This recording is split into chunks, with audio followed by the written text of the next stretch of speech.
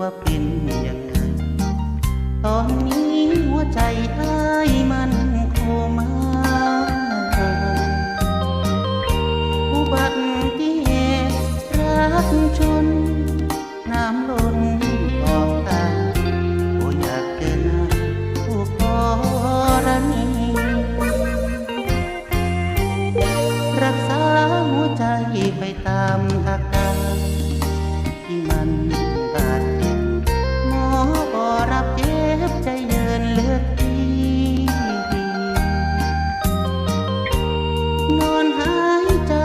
รวยรินแทบสิ้นชีวิตขอวอนคนดีบ่ต้องมาเนื้อภาพเขาเพียงรูปเธอยังเพ้อลำเค็นอย่ามาให้เห็นภาพทิ้งเลยนะไอ้กลัวหัวใจหยุดเต้นถ้าเห็นเป็นตา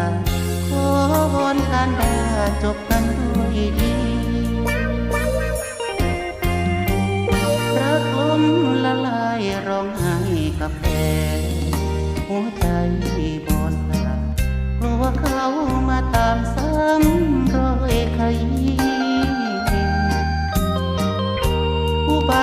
ติเหตุหัวใจทุกกรณีประกันบ่มีซ่อมเองใจเอง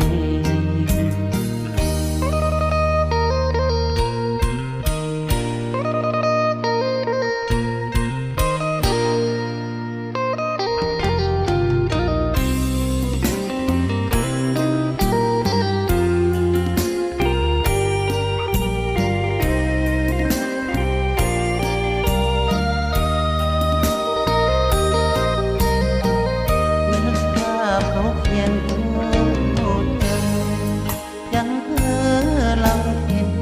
อย่ามาให้เห็นภาพทิ้งเลยนะ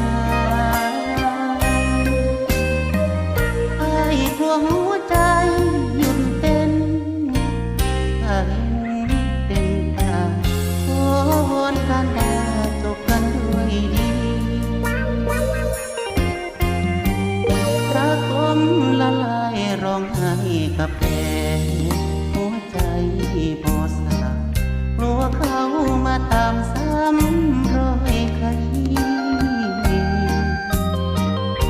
อุบัติ